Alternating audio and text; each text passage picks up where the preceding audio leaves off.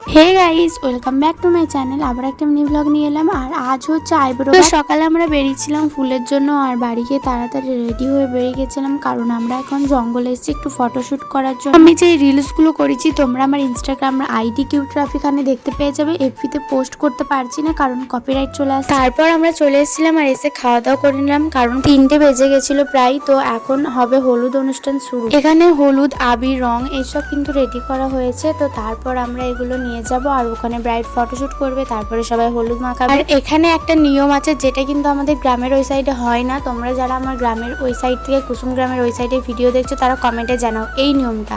মাথার উপর গামছা বা ওড়না দিয়ে ভিতরে কিছু জিনিস দিতে হয়, তারপর সবাই এইভাবে গীত করে। তো এটাই হয় না আমাদের ওখানে, আর এই সাইডে হয়। তো এটাই বলছিলাম। তারপর আমরা নাচানাচি করে নিলাম একটু। আর সত্যি বলতে এই বিয়েটাতে প্রচুর নাচানাচি করেছি, প্রচুর এনজয় করেছি আমরা। প্রায় রাত 12টা-1টা পর্যন্ত অনেক মজা করেছি সবাই মিলে। তারপর দেখো সবাই রং মেখে ভূত হয়েছে ড্রেস চেঞ্জ করে আসার পর, আর অনেক নাচানাচি মজা করেছি। রং মাখতে চাইনি কারণ আমার মুখে গেলে জ্বালা করবে। তো আজকের ব্লগটা এইটুকুই, দেখা হবে নেক্সট ভিডিওতে।